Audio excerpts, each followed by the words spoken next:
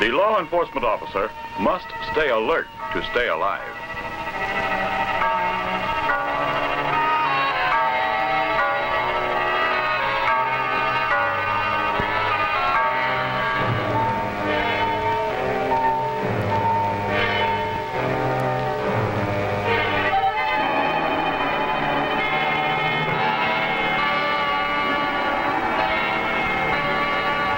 Although you are quite vulnerable to attack, you are not defenseless.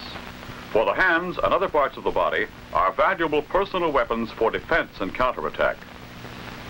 The hand, used as a fist, is the most common personal weapon, but other parts of the hand may also be used effectively.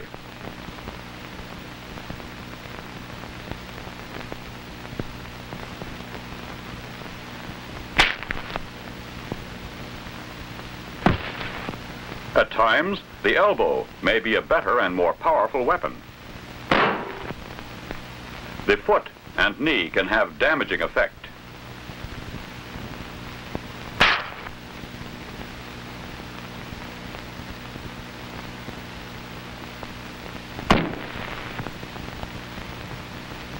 These personal weapons of defense are most effective when applied to structurally weak areas of the body.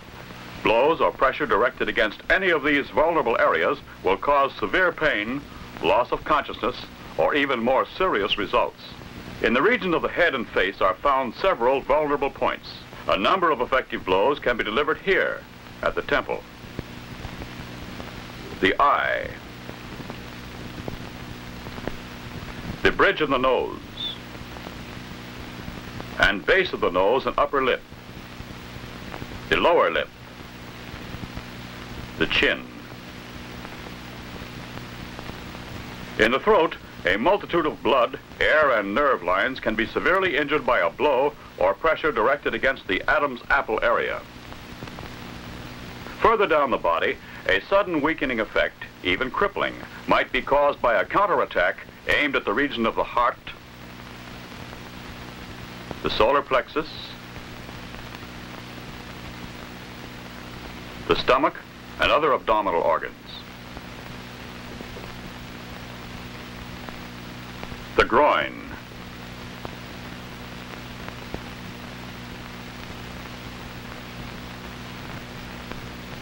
the legs and feet are particularly susceptible to injury through pressure directed against the joints or blows delivered to areas where bones are located near the surface of the skin.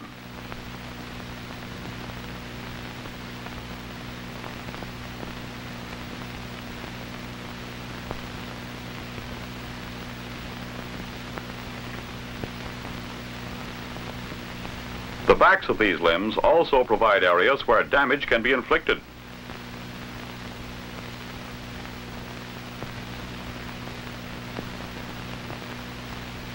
The hands and arms are equally susceptible to injury through pressure against the joints or blows directed against bones near the surface.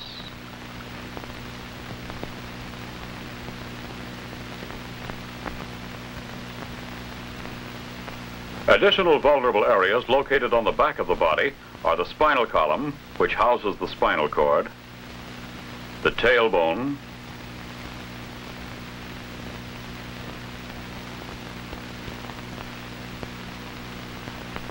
internal organs such as the kidneys,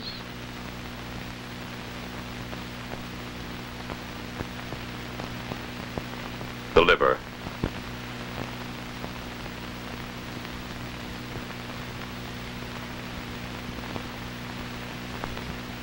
the back and side of the neck, the mastoid, and the ear. It is difficult to find a single area where the proper type of counterattack, skillfully executed, will not handicap or severely injure the criminal who attacks you. Here in the FBI gymnasium, officers studying defensive tactics learn that a basic principle is balance. Only from a well-balanced position can you realize your maximum speed, power, and accuracy in physical movement. In achieving this type of balance, proper leg and foot position is of primary importance. One position of the feet offers better balance than another. But only by constantly shifting the feet and body with the direction of the attack can a well-balanced position be maintained. With proper balance, the principle of leverage can be employed. Leverage is a great equalizer. By skillful use of this factor, it is possible for you to overcome a stronger opponent. The hip throw illustrates how the muscles of the trunk and good general body mechanics can be used to put into practice the principle of leverage. Maximum strength should be directed against a point of minimum strength. The finger lock, more effective than a strenuous counter-assault. Despite physical appearances, always assume that your adversary possesses greater strength. Then use your strength to direct his movements. By pulling when he pushes, pushing when he pulls, it is possible to use the adversary's strength and momentum to your own advantage.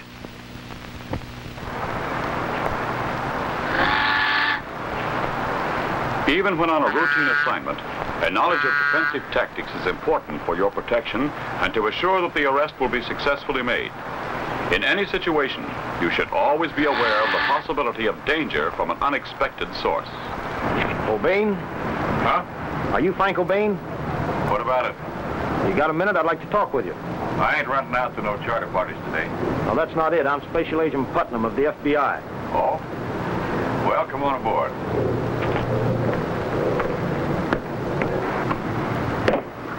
So what's on your mind? It's just a routine check, Frank. I just wondered if you'd heard anything about your brother Roy. I reckon you're going to have to ask him yourself. That's right. Get him up. Start the engine, Frank. My old pal wants to take a swim. Well, it's good to see you anyway, Roy. Knock off the chatter, pal. Get back. Frank, hold it, both of you. Put your hands up. Way up. You just saw a criminal disarmed. His mistake was holding his gun within reach of the officer. Never hold your gun within reach of a criminal.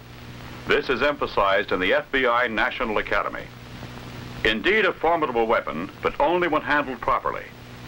Disarming is a highly dangerous maneuver and should be attempted only when extreme necessity demands. Though the gun need not be in front of you, it must be within your reach. Judge your distance and act quickly without telegraphing your plan. To move the muzzle away from the body, you have less than half a second. In a large eastern city, two officers were about to make a routine inquiry in an effort to pick up information concerning a fugitive.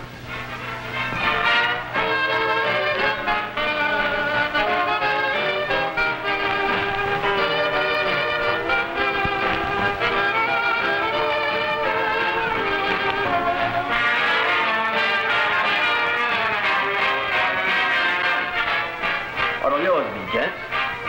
We'd like some help from you. Like what? We're trying to locate this man. Have you seen him in here? No, can't say that I have. A lot of guys come in here, you know, and... Look out! We're FBI agents. Come on, get up out of there. Get up.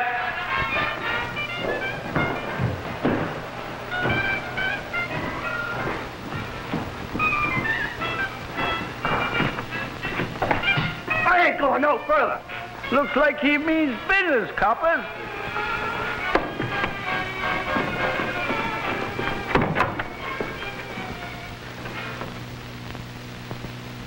In this situation, the officer's hands were held together to form a wedge to catch the attacker's wrist.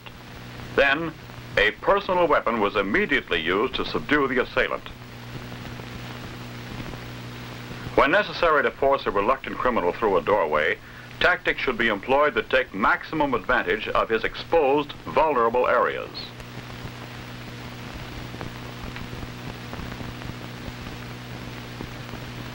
As for a knife wielder, fighting him from a half-sitting, half-supine position can at times be effective.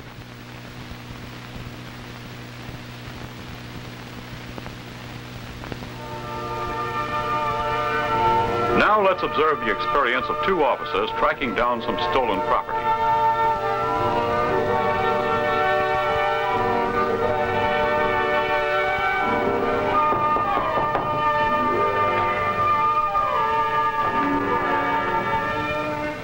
Mrs. Yost? No, I ain't Mrs. Yost. I'm the housekeeper. What do you want? Well, I'd like to see Mr. Yost. Well, he ain't here. Do you know where I can find him? Well, you might find him down at the barn. Thank you.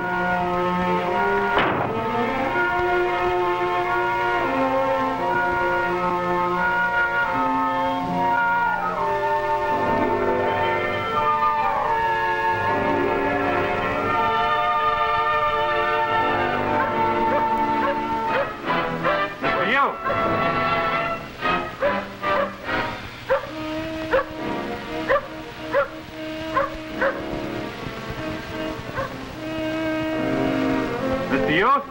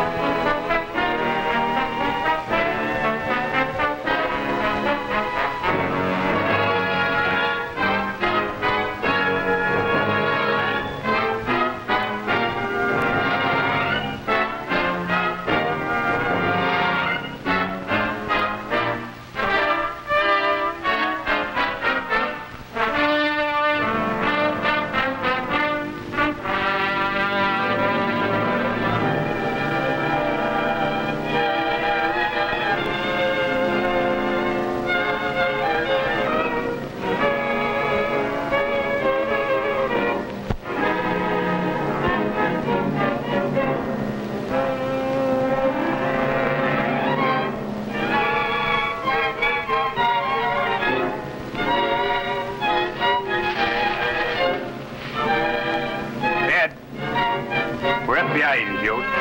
Have a warrant for your arrest and a search warrant for these premises. Come on, get up. I ain't going no place. I said get up. Watch him, Ed. We'll put him up against the barn over here and search him. In review, note the almost instinctive defense against the club. The blow is blocked and the arm is immediately trapped. Before the attacker has time to recover, other personal weapons are brought into play, rendering him unfit for further combat. A come-along hold brings him to his feet and eliminates further resistance. Speed and surprise were effectively used to repel this attack, but knowledge and skill are worthless unless you are ready at all times, your whole body and balance, ready to defend yourself even in the most innocent-appearing circumstances. The FBI and other law enforcement agencies never condone the use of brutality or unnecessary and unreasonable force. But a knowledge of defensive tactics is essential for your protection and to discharge your responsibilities under the law. Training is necessary. Practice is important. Experience is not always the best teacher. In self-defense, you may get no second chance.